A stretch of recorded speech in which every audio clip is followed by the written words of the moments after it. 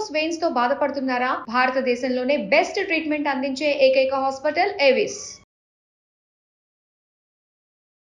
నమస్తే రమ్మగారు. నమస్తే జయ. రమ్మగారు, విక్రమ బేతాళ కథలు ఒక కథ చెప్పండి.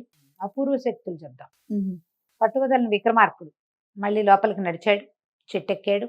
అక్కడ ఉన్న దాన్ని శవాన్ని భుజానేసుకున్నాడు, నడిచి వెళ్తున్నాడు. దాన్ని ఆశ్రయించుకుని ఉన్న బేతాళుడు రాజుగారి ఓపికకి మెచ్చుకుని, నువ్వెంతో గొప్పవాడివి, చాలా ఓపిక మంతుడివి, నీ మార్గాయాసం తెలియకుండా ఒక కథ చెప్తానని ఒక కథ చెప్పడం మొదలుపెట్టాడు. పూర్వం అంట దండకారణ్యంలో కొన్ని కోయ జాతుల వాళ్ళు ఉండేవాళ్ళట. వీళ్ళల్లో పిల్లలు పుట్టినప్పుడు వాళ్ళలో కొన్ని అపూర్వ శక్తులు ఉన్న పిల్లలు పుట్టేవాళ్ళు. మగ పిల్లలు, ఆడపిల్లలు కూడా. తల మీద ఒక బొడిపతోటి పుట్టేవాళ్ళు వాళ్ళు. ఆ బొడిపు ఉంటే అపూర్వ శక్తులు ఉన్నట్టు. ఆ పిల్లల్ని బతకనిచ్చేవారు కాదుట, వాళ్ళ వల్ల చాలా సమస్యలు వస్తాయి. కొంత ఎదిగాక వాడి శక్తులు బయటపడ్డాక ప్రజలంతా కలిసి చంపేసేవాళ్ళు కూడా. అత్తో మామో ఇంట్లో ముసలి వాళ్ళు ఎవరైనా కనిపెట్టినా కూడా వాళ్ళని జేసేవాళ్ళు. అయితే ఏమైంది, ఒక కోయ కుటుంబంలో లేక ఒక ఆడపిల్ల పుట్టింది. అదేమైంది, ఆ పిల్ల పుట్టిన రోజున ఒక ముసలి మా అమ్మ తప్పిస్తే ఎవ్వరూ లేరు. ఆ మా అమ్మకి కళ్ళు బాగా ఆనవు. అది ఈ పిల్ల, ఈ కోయ స్త్రీకి, గర్భవతికి సహాయం చేసింది కానీ ఆ పిల్లని చూసే పరిస్థితి లేదు. అయితే ఏమైంది, ఆ పుట్టిన పిల్లకి నెత్తి మీద బొడిపతోటి పుట్టింది. అది తల్లికి లేక కలిగింది కదా, పిల్ల బలి అందగత్తెటది, చాలా బాగుంది. అంత ముద్దులు మూటగట్టే పిల్లని చంపేయటానికి చేతులు రాక వాళ్ళమ్మ నిశ్శబ్దంగా ఉండిపోయింది. అది మామూలు పెళ్ళేనని చెప్పింది అందరికీ. ఏవో చిన్న చిన్న పరీక్షలు పెట్టినప్పుడు తల్లి మాయ చేసి కనపడినివ్వకుండా చేసేసింది. దాని పేరు ఇలా. ఇలా పెద్ద అయ్యే కొందికి ఆ జుట్టుతోటి దానికి తల ఒత్తైన తల ఉండటం వల్ల తల వెంట్రుకలు ఒత్తుగా ఉండేసరికి తల్లి వెనకాల జుట్టు ముడేసి కాన రాకుండా ఉంచేది. అదే ఆ బొడిపెని కవర్ చేయడానికి కావాల్సిన తెలివితేటలు ఉన్నాయి వాళ్ళ అమ్మకి. అట పిల్ల పెరిగింది. కానీ దాని శక్తులు ఏనాడు బయటపడేవి కాదు. ఈ శక్తులు ఉన్న వాళ్ళు వాళ్ళంతటా వాళ్ళే అమావాస్య రోజున, పౌర్ణమి రోజున కొంచెం ప్రకృతి విరుద్ధంగా ప్రవర్తిస్తారు. ఈ తల్లి అలాంటి సమయాల్లో పిల్లని దాకులిపేసేది. అందుకని దానికి ఏం అలవాటు చేసింది, చీకటి పడకుండానే అది ఇల్లు చేరేలాంటి అలవాటు చేసింది. అమావాస్యలో, పౌర్ణమిలో అది గుడిసెలో ఏం చేస్తుందో ఎవరికీ తెలియదు. తల్లి తెలివిగా దాచిపెట్టింది. పిల్ల పెద్దదైంది, ఇంకొక 15-16 సంవత్సరాలు వచ్చినాయి. వస్తే అక్కడ ఏంటంటే కోయగూడాల్లో ఆడపిల్లలు, మగపిల్లలు ఊరికే ఒకళ్ళనొకళ్ళు ఇష్టపడి పెళ్లిళ్ళు చేసుకోవటమే వాళ్ళ పద్ధతి. ఓకే. ఈ ఈలకి ఆ ఉన్న గుంపులో ఉపేంద్రుడని ఒక కుర్రాడంటే చాలా ఇష్టం. వాడికేమీ ఈ పిల్ల మీద పెద్ద ఆసక్తి లేదు. చూసి ఉన్నట్టు ఉండేవాడు. అయితే ఏమైంది, ఒక రోజున రవికల్పు ఉన్నామని ఏదో ఒక పండగ చేస్తారు. ఆ పండగ చేసినప్పుడు ఈ మగపిల్లలు ఈ డ్యాన్సులు చేసే ఆడపిల్లల్లోంచి తమకు కావాల్సిన అమ్మాయిని సెలెక్ట్ చేసుకునే పద్ధతి. ఈ ఈల వాడిని ఆకర్షించడానికి, ఉపేంద్రుడిని ఆకర్షించడానికి శత విధాలా ప్రయత్నం చేసింది కానీ వాడేమి ఈ పిల్లకి పడలా. అయితే అది పౌర్ణమి అవటంతో వాళ్ళ అమ్మ ఏం చేసిందంటే సాయంకాలం తను వెళ్ళనిచ్చింది. మరి వెళ్ళవాలి కదా పిల్లకి. అది ఏం చేసింది, ఇంటికి వచ్చేసేసి తన కొంగుకున్న ఆ కొంగుని పీలికలుగా చింపి ముళ్ళేస్తూ ఒక మంట ఏదో పెట్టుకుని ఒక్కొక్క ముడిని అందులో వేస్తూ కూర్చుంటే ఈ ఆడపిల్లల మధ్యలో గుంపులో తిరుగుతున్న ఉపేంద్రుడు అటా నడుచుకుంటూ వెళ్ళిపోయాడు ఇలా వాళ్ళ ఇంటికి. అది వాడిని లాగేసింది అనమాట. మిగిలిన ఎప్పుడూ అమ్మాయి అది ప్రదర్శన చెయ్యాల, దానికి ఉన్నాయి శక్తులు కానీ చూపించేది కాదు. ఈ ఉపేంద్రుడు కావాలి తనకి. అబ్బాయి తన వైపు అట్రాక్ట్ అవటం లేదు కాబట్టి ఈ శక్తి చూపించింది అనమాట. ఆ ముళ్ళు వేసేసరికల్లా ఆ ముళ్ళకి వచ్చేసాడు ఉపేంద్రుడు. వచ్చేసి ఇలా నన్ను పెళ్లి చేసుకోవే అని అడిగాడు. ఉపేంద్రుడు పెళ్లి చేసుకుంది చక్కగా. వాడింటికి వెళ్ళిపోయింది. ఎప్పుడు ఏ శక్తి ఏనాడు చూపించలే. ఆయనకి 5-6 పిల్లలు పుట్టారు. కానీ ఆ మొదటి రోజు రాత్రి ఉపేంద్రుడు వాళ్ళ ఇంటికి వెళ్ళినప్పుడు ఎలా ఉందో ఇలా 6 పిల్లలు పుట్టినా అలాగే ఉంది. పైగా అనేవాడు ఒక్కొక్క పిల్ల పుట్టిన కొద్దీ దాని అందం ద్విగుణీకృతం అవుతున్నట్టు ఉండేది. మామూలుగా వయసు రాదు, 5-6 పిల్లలు పుట్టేసరికల్లా బుగ్గలు పలచబడిపోయి, మెడలు కొంచెం సాగి, ఛాతీ కొంచెం కిందకి వెళ్ళిపోయి అలా అయిపోవాలి. అలా ఉండేది కదా, టింగు రంగమ్మని ఉండేది. అయితే ఏమైంది అనేవాడు, ఇలా పిల్లలు పుట్టిన కొద్దికి నీకు అందం పెరుగుతుంది అంటే నవ్వేది. చెప్పేది కాదు. నాకు అపూర్వ శక్తులు ఉన్నాయి, వాటి వల్ల నేను అందంగా ఉన్నానని చెప్పేదే కాదు. సరే ఏమైంది, 5-6 పిల్లలు, 6 పిల్లలు. ఆఖరి చంటిపాడుకి 1-2 ఏళ్ల పిల్లాడుగా ఉన్నప్పుడు ఒకసారి ఉపేంద్రుడు వాళ్ళ అమ్మ, వాళ్ళు వేరే గూడెంలో ఉంటారు, ఇక్కడికి వచ్చింది. వచ్చినప్పుడు వాడు ఏమన్నాడు, ఒక మాట నవ్వుతూ, అమ్మ ఇంత ముసలిదాని అయిపోయామేమిటే, నిరుటికి ఈ ఏడాదికి నిరుడేగా కలిసాం, ముసలిదాని అయిపోయావు, నడవలేకపోతున్నావు, మా ఆవిడ చూడు పెళ్లి చేసుకున్నాడు ఎట్టా ఉందో, 6 పిల్లల తల్లైనా అట్టాగే ఉంది అనేసరికల్లా వాళ్ళ అమ్మంది, ఊరు నాయనో నిజముట్రా అంది. నిజమమ్మా, తోటకెళ్ళింది, వచ్చాక చూద్దు కానీ చూడు దాని అందం అన్నాడు. అత్తగారు చూస్తే ఆవిడ ఆలోచిస్తే, అవును ఈ పిల్లేంటి ఏమీ మాయలేదు, 6 పిల్లల తల్లి ఎలా ఉండాలి, ఇదేమిటి అట్టాగే 16-18 ఏళ్ల పిల్లలే ఉంది. ఆ ఉపేంద్రుని పక్కకి పిలిచి చెప్పింది, ఒరే నాయనా ఇది మాయల మారి అయ్యుంటుందిరా, మాయల మారిది, అందుకని దీనికి అపూర్వ శక్తులు ఉండటం వల్లే ఇది ఇట్ట చిన్నపిల్లల్లే ఉంది, ఇది ప్రమాదం రా, దీన్ని చంపేయాలి నువ్వు, అవునో కాదో చూడమన్నాడు. అవునో కాదో చూడు అని. అవునో కాదో చూడాలంటే మరి ఎట్లా చూడాలి, తల్లి ఒక పరీక్ష చెప్పింది. మంత్రాలు మారే గ్యారంటీగా ఇది గనక దీనికి అపూర్వ శక్తులుండి మంత్రాల మారిదైతే అమావాస్య నాటి అర్ధరాత్రి ఏదో ఒక చిన్న పూజ ఓం ఓం అనైనా అనకుండా ఉండదు, దానికి చిన్నప్పటి నుంచి వచ్చేవి. వీడికి ఎంత ప్రేమో ఆ ఇళ్ళంటే, ఎందుకంటే ఆ ముడేసి వాడిని అట్లా పెట్టుకుంది. మమిత ప్రేమ, 5-6 పిల్లలు పుట్టినా వాడి ప్రేమ, వాడి అపేక్ష ఏం తగ్గల. అలాగే కొత్తల్లో ఎంత ప్రీతిగా ఉన్నాడు, ఇప్పుడు కూడా అలాగే అంటే చూడమంది. సరే వాళ్ళ అమ్మని ఉంచుకున్నాడు ఇంట్లోనే. అమావాస్య వచ్చాక తల్లి కొడుకు కుమ్మక్కై అర్ధరాత్రి చూస్తే ఏముంది, రాత్రి 12 గంటలు అయ్యాక పిల్లల పక్కన పడుకున్న ఇళ్ళ లేచెళ్ళి జుట్టు ముడేసుకుని పొయ్యి మేలో ఉన్న నిప్పుల్ని తీసి ఒక పక్కకి పెట్టి ఆ నిప్పుల ముందు కూర్చుని ముందుకి వెనక్కి ఊగుతూ ఏదో మంత్రం చదువుతూ ఓ పిండేదో దాని మీద వేసి చూసేసరికి అలా వెళ్ళిపోయాడు.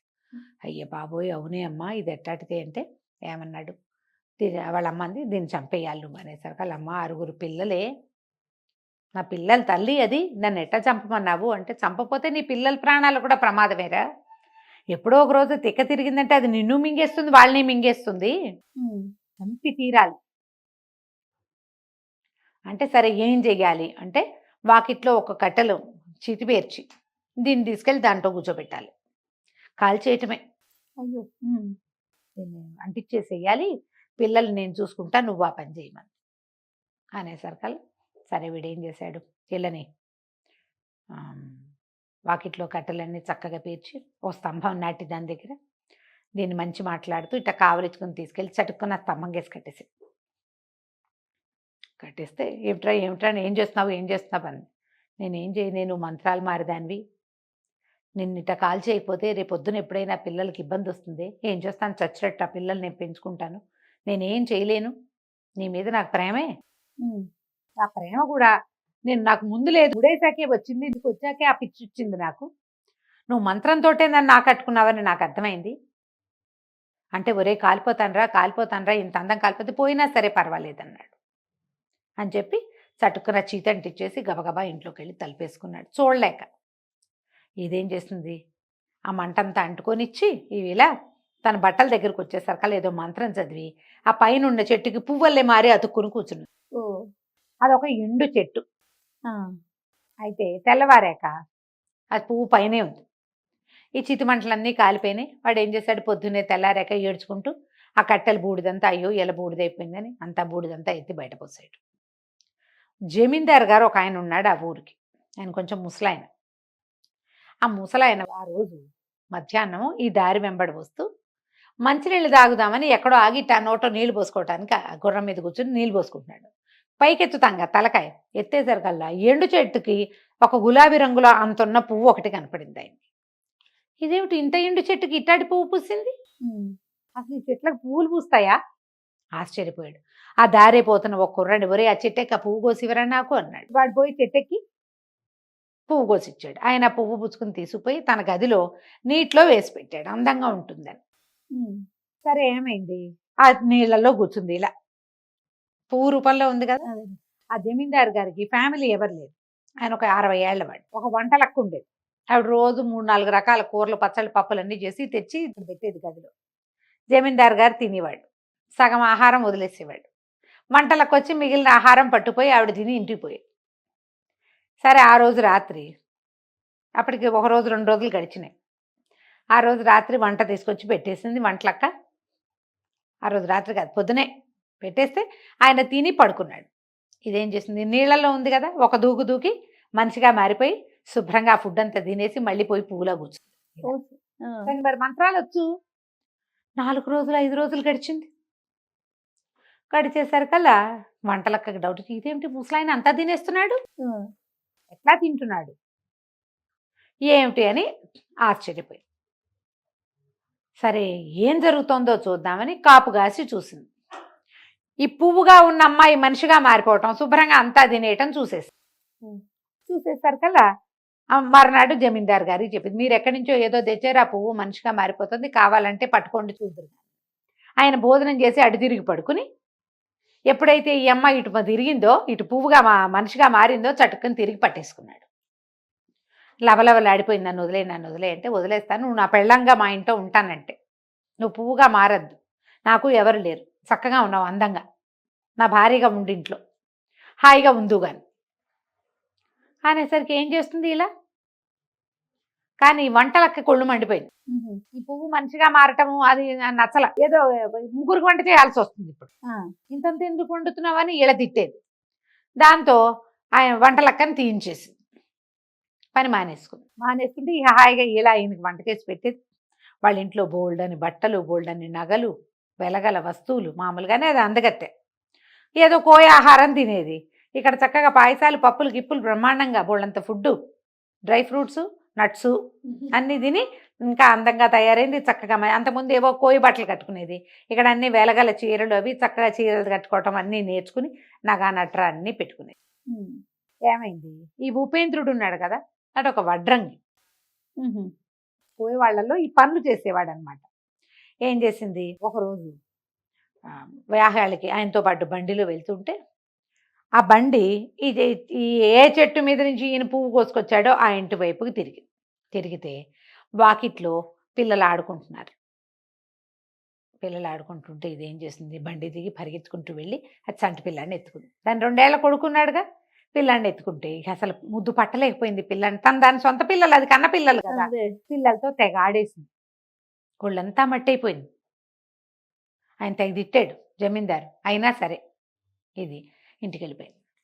అప్పుడప్పుడు వచ్చి పిల్లలతో ఆడేది. ఎవరో వెలగల బట్టలు కట్టుకున్న పెద్ద ఆవిడ బండిలో నుంచి దిగి పిల్లలతో ఆడుతుంది అనుకునేవాళ్ళు. ఆ పిల్లల మీద వ్యామోహం చంపుకోలేకపోయింది. దానికి పిల్లలు కావాలి, పిల్లల తండ్రి కావాలి.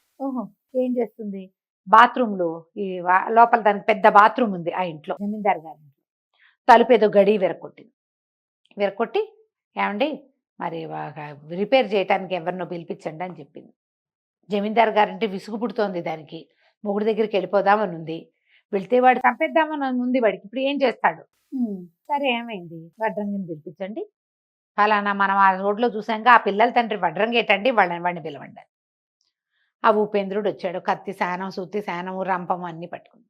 జమీందారు గారు ఏదో బయట పని చూసుకుంటున్నాడు, ఆయన బయటికి ఎక్కడికి వెళ్ళిపోయాడు బండికి. ఉపేంద్రుడు లోపలికి వస్తే, ఇది దాదా లోపలికి రా, శుభ్రంగా స్నానం చేయించి, వీడు గుర్తే పట్ల ఆ అమ్మాయిని మంచి బట్టలు కట్టించి శుభ్రంగా భోజనం పెట్టించి, అవన్నీ ఎందుకు చేస్తోందో వీడి ఉపేంద్రుడికి తెలియదా.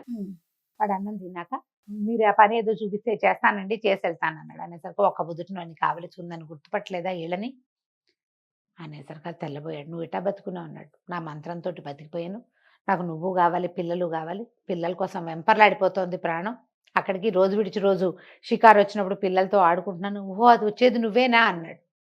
నేనేను, అప్పుడప్పుడు వస్తూ ఉండు, నాకు పిల్లల మీద వ్యామోహం పోలేదు, నీ మీద వ్యామోహం పోలేదు, ఏదో ఇక్కడ చస్తున్న దేవుడా అని ఉన్నాను అని బతిమలాడింది. ఆ పూటంతా వాడిని ఇంట్లోనే ఉంచుకుంది భర్తని. సాయంకాలం ఉపేంద్రుడు వెళ్ళిపోయాడు. ఆ వెళ్ళొస్తుంటే అతనికి వంటలక్క కనపడింది ఆ ఉపేంద్రుడికి. ఏమిట్రా అబ్బాయి ఇటు నుంచి వస్తున్నావు ఉపేంద్ర అని అడిగింది. జమీందార్ గారింట్లో బాత్రూంలో పని ఏదో ఉందని ప్యాకేశారు, అక్కడికి వెళ్ళాను అన్నాడు. అనగానే రాణిగారు ఉందా, ఆ ఉంది, ఆవిడే పని చూపించిందంటే ఇటు ఇట్రారా అని తీసుకెళ్ళి, ఒరే అదుట్టి మాయల మరాఠీరా, మామూలుది కాదు, పువ్వులాగా ఉండేది మనిషిలాగా మారి ఆ జమీందారిని వల్ల వేసుకుంది, జాగ్రత్త మాయలది, దాంతో చాలా కష్టం రా, ఏం చేయాలక్క మరి అన్నాడు. ఏముందిరా, ఎవరైనా పట్టుకుని సిగపాయలు కనుక కత్తిసేసారంటే జుట్టు కత్తిరించేసేయాలి. జుట్టు కత్తిరించేసి ఆ బొడిపకు గనక గాలి తగిలిందంటే ఆ బొడిపా పోతుంది, దాని రూపం పోతుంది. అది మహాసౌందర్యవతి, బొళ్ళు వయసు ఉందిరా దానికి, చిన్నపిల్లలే కనపడుతోంది. తెలుసు వంటలక్క, కానీ భూపేంద్రుడి భార్య ఇలా అని తెలీదు. అదేలే. చాలా వయసు ఉన్నదే, వాళ్ళకి వయసు మీరరు, చిన్నపిల్లలాగా కనపడతారు, 16-18 ఏళ్ళ బాలకుమార్ లాగా కనపడుతుంది. జుట్టు కత్తిరించేసేయాలి, ఆ నడినెత్తి మీద ఉన్న జుట్టు కనుక సిగపాయలు తరిగేశారా ఇక అది మామూలు అయిపోతుంది, ఇక దాని మంత్రం అంతా పోతుందిరా అనేసరికి బాగానే ఉందనుకున్నాడు. 4 రోజుల తర్వాత ఏదో పీడి ఊడిపోయిందని మళ్ళీ కబురు చేసింది. కబురు చేస్తే వీడు వెళ్ళాడు ఉపేంద్రుడు.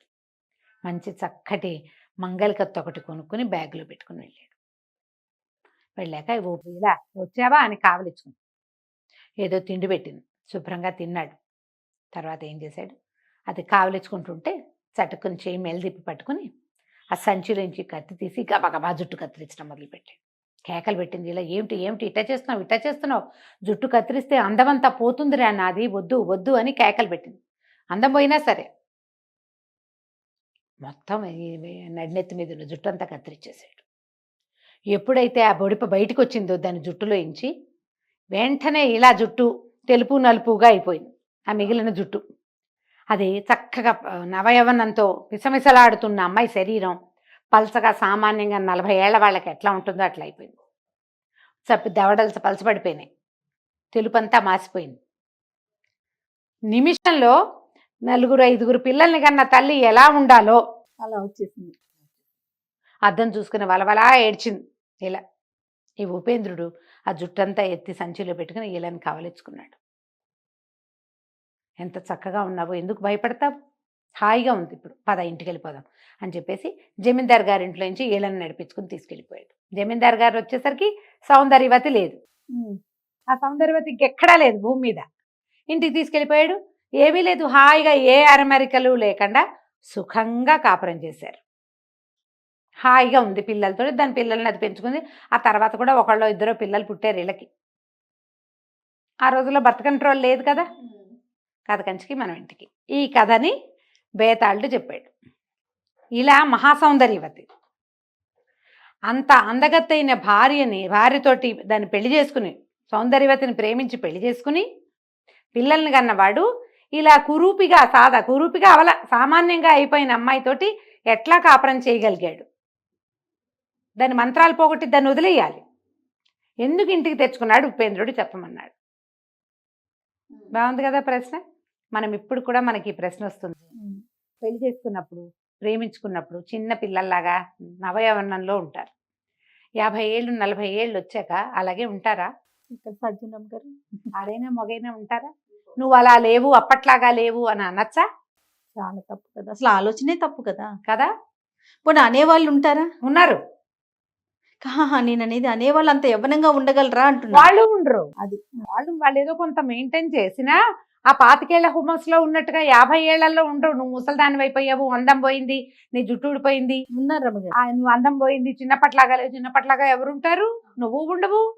కానీ దాని మీద డివోర్స్ తీసుకునే వాళ్ళు కూడా కనపడుతున్నారు జయ. ఇప్పుడు మన అందమైన జీవితంలో నేను చేశాను రమ్మగారు. బట్టలు వచ్చిందని, పొట్టొచ్చిందని, భర్తలు వద్దనుకుంటున్న ఆడవాళ్ళు కూడా కనపడుతుంది. అదే డివోర్స్ దాకా వెళ్ళిన కేసులు మనకు అందమైన జీవితంలో వచ్చినాయి. 1-2-3 డాక్టర్ గారు నేను మాట్లాడాము. మీరంటే గుర్తొచ్చింది. ఇదే పాయింట్ కదా, ఇదే పాయింట్. చిన్నప్పట్లాగా లేవు, పెళ్ళప్పట్లాగా నువ్వు ఇప్పుడు లేవని పెళ్ళైన 10 ఏళ్ళకి 8 ఏళ్ళకి పోట్లాడే వాళ్ళు ఉంటారు. పెళ్లి రోజున ఉండే ఆనందం, ఉత్సాహం, ఆ పెళ్లి కోసం ప్రిపరేషను, ఏ బాధ్యతలు లేకపోవటము, ఆ మహారాణిలాగా యువరాణిలాగా ట్రీట్ చేయబడ్డము వల్ల వచ్చిన మెరుపు వేరు. ఇళ్లల్లో పనులు పాటలు చేస్తూ ఈ మగవాళ్ళ దౌష్ట్యాలకి ప్రతిసారి లొంగిపోతూ పెద్దవాళ్ళంతా కేకలేస్తుంటే లైన్లో ఉండాల్సిన పరిస్థితి వచ్చేసరికి మొహాలు మారిపోతాయి కదా. దానికే కాదు రమ్మగారు, పెళ్లి కాకముందు వేరు, పెళ్ళైనాక తల్లి అవుతాం కదా. అది ఎలాగో వస్తుంది. అదే అసలు ఇంకెవరు ఏమి అన్నా అనకపోయినా వచ్చే మార్పు అది. అది విక్రమార్కుడు చెప్పాడు. ఉపేంద్రుడు ప్రేమించింది అసలు ఇలా అందాన్నే కాదు, ఈవేళ అందాన్నే వాడు ప్రేమించుంటే ఆ అమ్మాయి ముడేయాల్సిన అవసరం వచ్చేది కాదు. అంతే, ముడి వేసి అతన్ని లోబర్చుకుంది. ఆ అమ్మాయి సౌందర్యం అతన్ని ప్రలోభ పెట్టేది. అంతేగాని వాడికి కావాల్సింది ఎవరు? తన భార్య, తన పిల్లలకి తల్లి, 6 పిల్లల తల్లి. అందం అక్కర్లా వాడికి. ఆ అందం కావాల్సిన తొలి రోజుల్లో క్రమంగా అలవాటైపోతుంది. ఆడవాళ్ళకి పొట్ట వస్తుంది, నడ్డి వస్తుంది, ఒళ్ళు పెరుగుతుంది, జుట్టు ఊడిపోతుంది, తలకాయ తెల్లబడిపోతుంది, ముక్కులు మొహాలు వదులైపోతాయి, మగవాళ్ళకి బట్టతల వస్తుంది, బొజ్జొస్తుంది, ఓవర్ వెయిట్లు వస్తాయి, అనారోగ్యాలు వస్తాయి. వీటితో పాటు ప్రేమ ఎలా పెరుగుతుంది? ఒకళ్ళతో ఒకళ్ళు కలిసి ఉండటం వల్ల, వీళ్ళ బంధాన్ని పెంచిన సంతానం వల్ల బాధ్యతతోటి ప్రేమలు పెరుగుతాయి. ఆ వదిలిపెట్టలేని గుణం, వదులుకోలేనివి ఇవన్నీ ఎలా వస్తాయంటే కలిసి ఉండటం వల్ల, సౌందర్యం వల్ల కాదు. సౌందర్యం చాలా తాత్కాలిక వ్యామోహానికి గురి చేస్తుంది, తర్వాత ఏముండదు కదా అని చెప్పాడు. చెప్పంగానే విక్రమార్కుడు భేతాళుడు చెప్పాడు, ఎంత అద్భుతమైన సమాధానం చెప్పావు. నిజం, ఉపేంద్రుడు ప్రేమించింది ఇళని, ఇళ యొక్క సౌందర్యాన్ని కాదు, తన పిల్లల తల్లి కావాలి అతనికి, అందుకని తీసుకుపోయాడు. బాగా చెప్పావు, కానీ నువ్వు మౌనభంగం చేసావు కదా రాజా, నేను వెళ్ళిపోతున్నానని మళ్ళీ కళేబరంతో సహా వెనక్కి ఎగిరి రివ్వుమని చెట్టుకి అతుక్కుపోయాడు. రాజుగారు మళ్ళీ వెనక్కి నడవటం మొదలుపెట్టారు. బాగుంది చాలా కదా. బాగుంది రమ్మ గారి కథ. నమస్తే. నమస్తే.